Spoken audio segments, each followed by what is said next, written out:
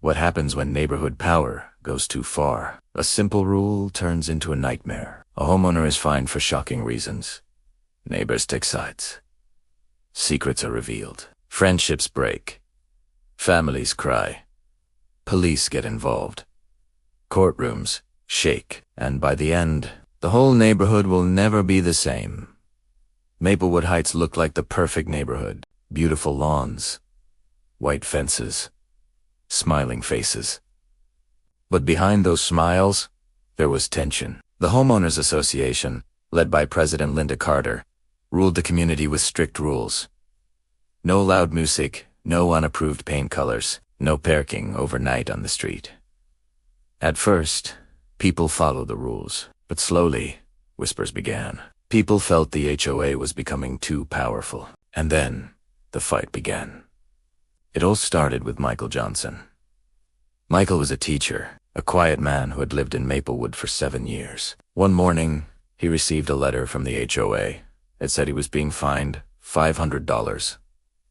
The reason? His daughter's bicycle was left leaning against their garage. Michael was shocked. He thought it was a mistake. But when he called Linda Carter, she said, "Rules are rules. We must keep the neighborhood perfect."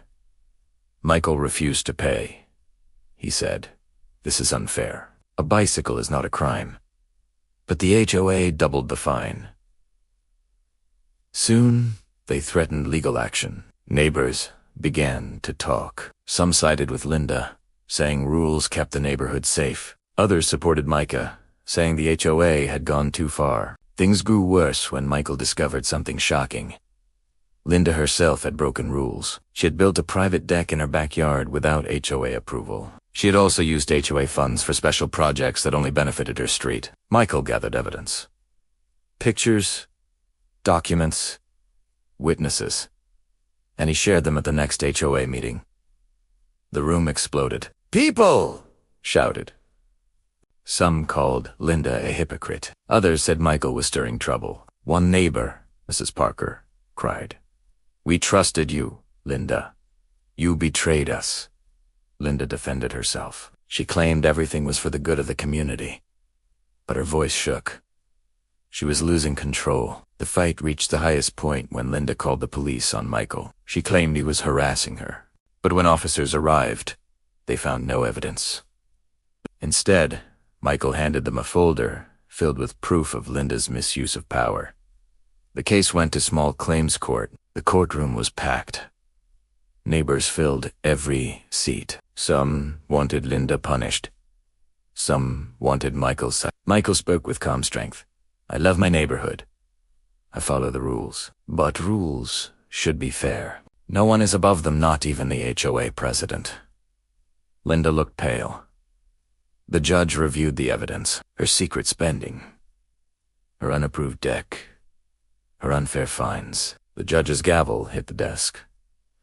Linda was guilty of abusing HOA power. The court ordered Linda to repay funds and step down as HOA president. Michael's fine was removed.